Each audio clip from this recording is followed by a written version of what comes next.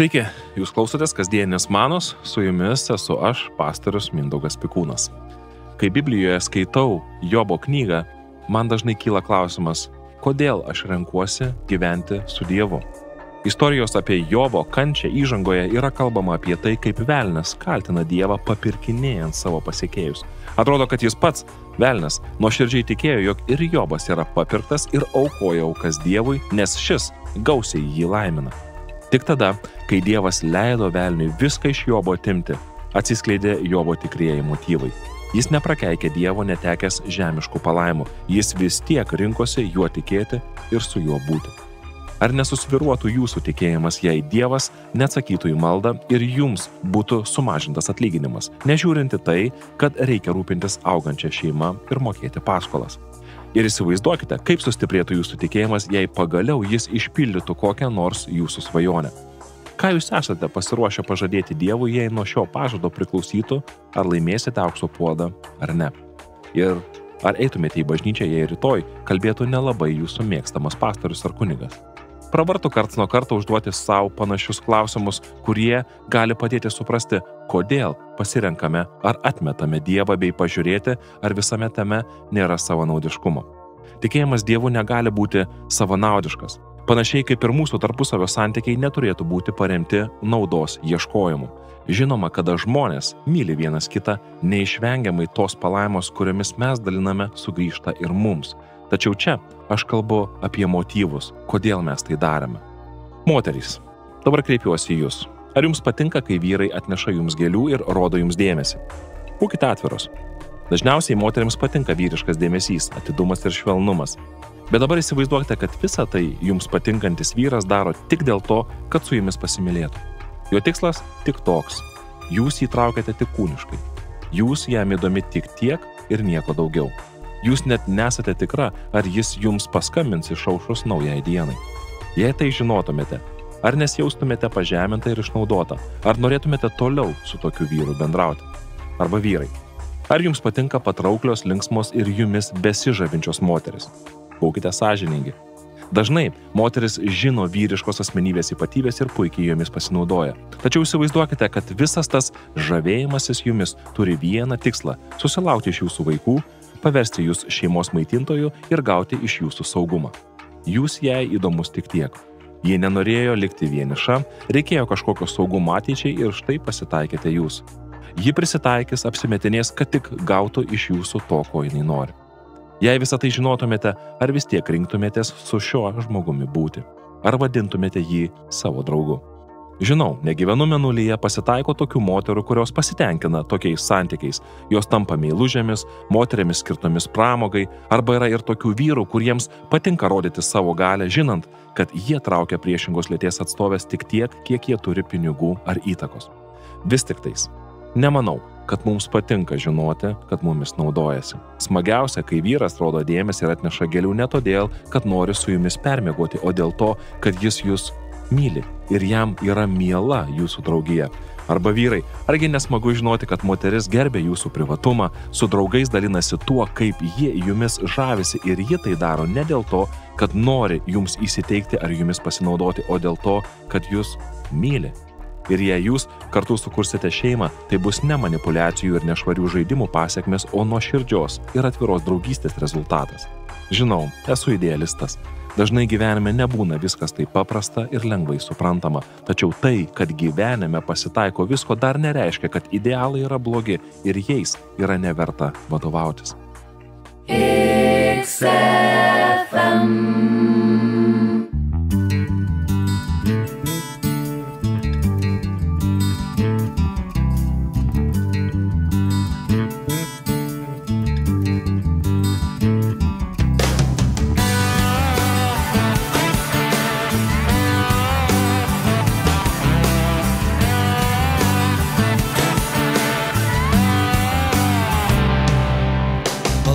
Žmogus, kuris nesilgi, kaip padarė bedieviai,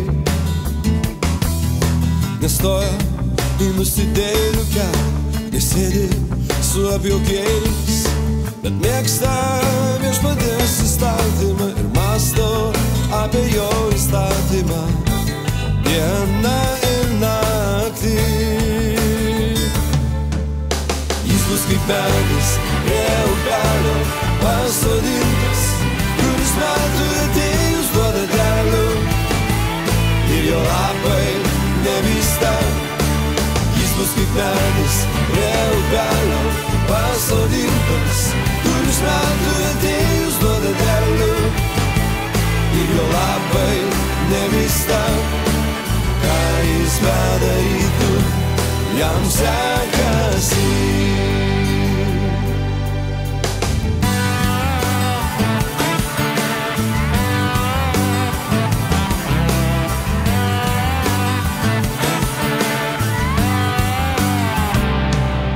Jie tokie yra bedieviai, kaip pilnai išsklaidomi vėjo.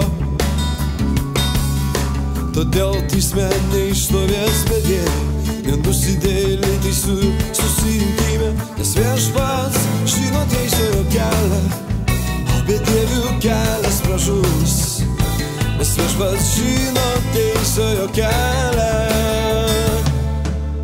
Jis bus kaip medis prie upelio pasodintas, kuris metų atėjus duoda derlių ir jo lapai nevysta. Jis bus kaip medis prie upelio pasodintas, kuris metų atėjus duoda derlių ir jo lapai nevysta. Ką jis bedarytų, jam sekasi.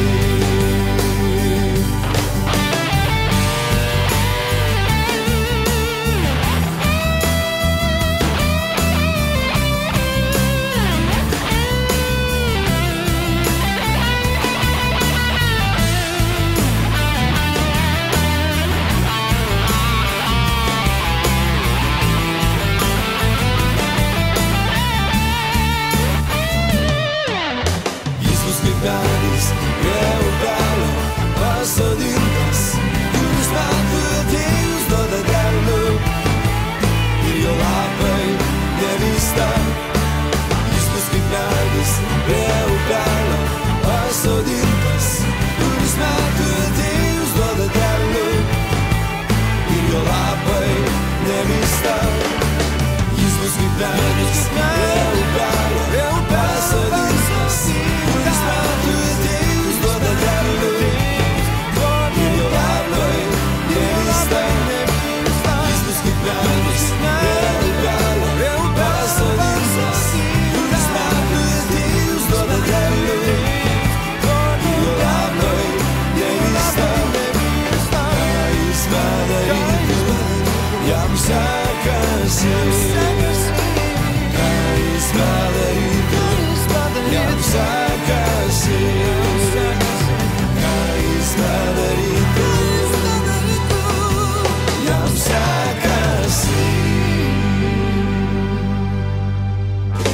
Kasdienė mana.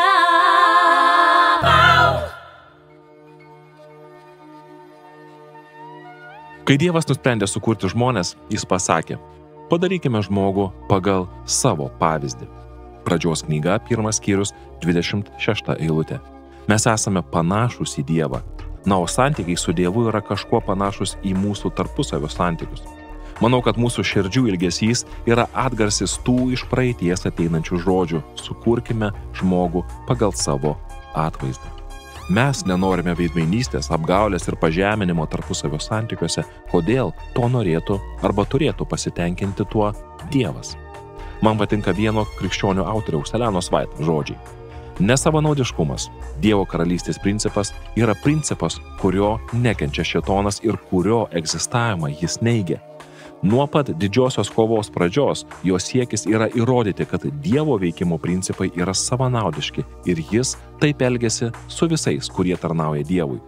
Kristaus ir kiekvieno, kuris nešioja Dievo vardą, darbas yra parodyti tokių kaltinimų nepagristumą. Tik pagalvokite, jei savo gyvenime išpažįstame kokias nors vertybės, visada ateina toks laikas, kai reikia parodyti arba įrodyti, kiek šios vertybės yra man svarbios. Jei sakai, kad tau svarbi ištikimybė santuokoje, gali ateiti tokia diena, kad, tarkim, susipykus su žmona, tave paguos gera draugė. Tokia silpnumo akimirka paguoda gali būti reikalinga ir netikėtai gali užsimegzti keistas gilesnis ryšys. Tokia akimirka bus iš pagrindų patikrinta, ar liksi ištikimas savo žmonai, ar leisi savo išbandyti naujus santykius.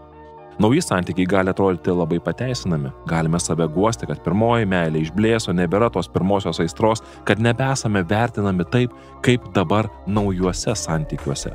Panašiai gali atsitikti visiems. Sąžiningiams verslininkams gali pasitaikyti proga nešvariai pasipelnyti, daktarams pasinaudoti paciento negale savo naudai, studentams lengviau praslysti moksluose, politikams nebūti žodžio žmonėmis ir nesilaikyti pažado. Visiems, kurie gyvenime laikosi kokių nors principų, teks juos patikrinti praktikoje. Tai bus ir mūsų santykiuose su Dievu. Ateis diena parodyti ir save patikrinti, ar mes tikime Dievu iš savanaudiškų paskatų, ar dėl to, kad jame atradome draugą. Ir mums svarbiausia, ne ką tas draugas gali duoti. Mums smagu tiesiog puoselėti draugystę. Taip, šis draugas, Dievas, yra turtingas ir galingas. Jis yra pats Dievas ir visa ko kūrėjas. Bet argi tu norėtum, kad tave mylėtų dėl tavo pinigų ir dėl tavo galios? Aš norėčiau, kad mane tiesiog mylėtų už tai, kas aš esu, su mano silpnybėmis ir stiprybėmis. Jobo kančia parodo, jog gyvenimo netektis ir išbandymai dažnai atskleidžia, kas yra mūsų širdyse. Tačiau ta pati Jobo knyga parodo, jog jei norite būti su Dievu, tai per daug nesisielokite, nes po visų šitų sunkumų viskas galų gale susitvarkys. Na, o jei prispaustas sunkumo iškeikėte Dievą į akis ir jį palikote, gal tas tikėjimas ir nebuvo toks jau tvirtas. Jūs susipainiojate ir pasiekėte ne Biblijos Dievu. Brangus klausytojau, save lengviau apgauti nei Dievą. Nepykime ant Dievo, jei sunkumo akivaizdoje kyla noras nuo jo nusigręžti. Draugą pažinsime nelaimėje. Dievas visada yra šalia, kai mums yra sunku. Nepalikime ir jo kančios akimirką. Jo sustiprinti mes viską galime nugalėti.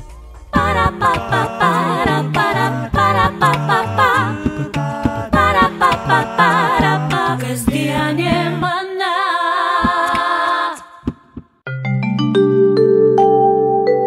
Čia galėjo būti jūsų reklama.